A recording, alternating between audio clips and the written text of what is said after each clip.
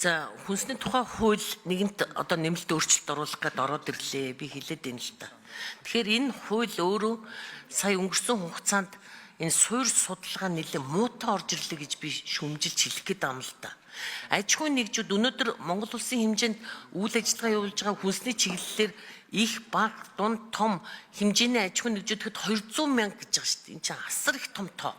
Тэнд үйл ажиллагаа явуулж байгаа энэ хувийн хвшил аж ахуйн нэгжүүдийн үйл ажиллагааг өнөөдөр бид нар төрөөс боомлох давхар давхардл үүсгэж улам дарамт учруулж ямар нэгэн баталгааны бичиг баримт шаардах гээд байгаа мó?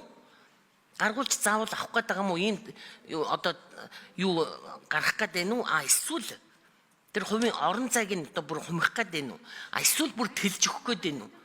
Төвгүй болох гээд байгаа мó энэ хуулиараа зохицуулалтаараа? Эндээс харагдахгүй байх шүү. Энэ эрдэм шинжилгээний байгууллага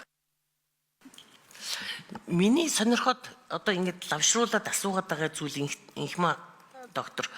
Яг л энэ төрийн хвшил энэ аж ахуйн нэгж хүнсний чиглэлээр үйл ажиллагаа явуулж байгаа энэ олон мянган аж ахуйн нэгжүүдийн үйл ажиллагааг энэ хууль батлагдсанараа яаж чөлөөлж өгөх гээд байгаа юм бэ?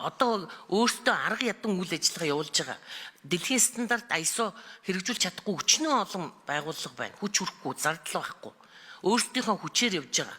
Тэднэрт өнөөдөр энэ хууль батлагдсанараа ямар дэмжлэг төрөөс үзүүлэх гээд байгаа. Өнөөдөр warehouse, логистик бүх юмнууд нь өнөөдөр өөрсдөө л арга ядж явж байгаа шүү дээ.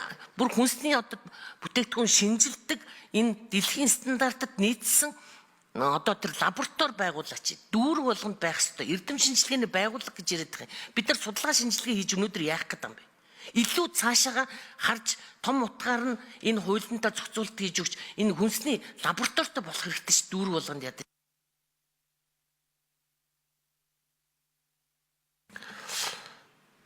За 3 номер нэмж хариулъя.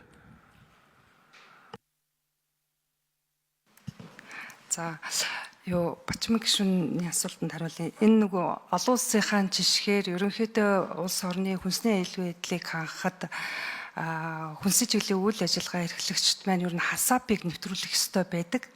Харин манайх энэ хуулиар хүнсний чиглэлийн үйл ажиллагаа эрхэлж байгаа юм чи хамгийн доод захын шаардлагыг хангахуйц үйлдвэрлэлийн байртай байна, хүний нөөцтэй байна. Ингээд хүн ардтай зориулсан хүнсийг үйлдвэрлэж түгэнэ гэсэн ийм утга агуулгатай орсон байгаа.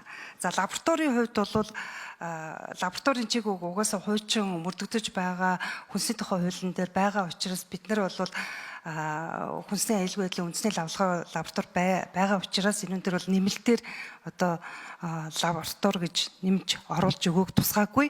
Харин хүнсний аюулгүй байдлын үндэсний лаборатори нь хүнсний тухай хуулиараа орон нутагта лаборатори